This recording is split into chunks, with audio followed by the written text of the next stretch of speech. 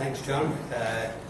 Thanks for getting up so early in the morning. I said to a couple of my colleagues that I'm not sure I would have got up this early to hear me, but I appreciate it.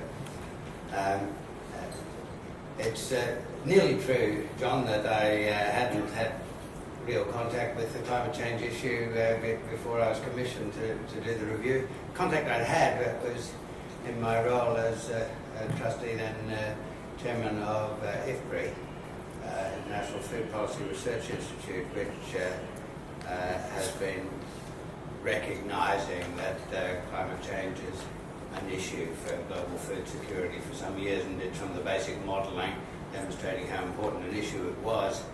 And very nice to have a couple of my colleague Michelle from many years on the board here, and my successor as a director from this part of the world, Kim Anderson, here. Today's paper is presenting some of the nitty-gritty background work that you have to do to provide the context for climate change mitigation analysis. And the starting point is a view of what would happen to emissions if greenhouse gas emissions if there were no effective mitigation effort, no policy to seek to reduce it. And that's the building block in the overall work that this paper concentrates on. The paper, we don't have hard copies available, but it's available on the review's website, which Garnaut review.org.au, and it should be up there now. It's always good to be part of the Aares conference. I've been attending them since it was the old Ag Society.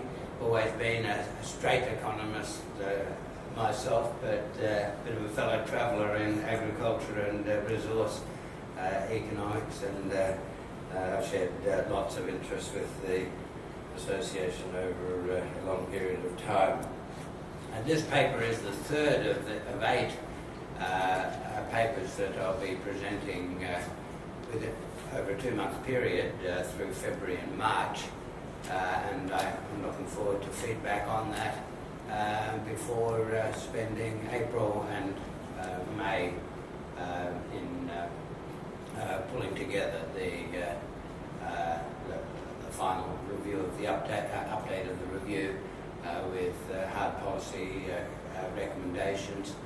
That final piece of work will go to the Prime Minister at the end of May the 31st.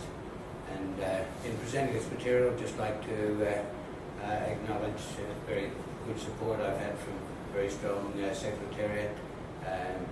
Stephen Kennedy, as some of you know from his Treasury background, is heading the Secretariat on this paper.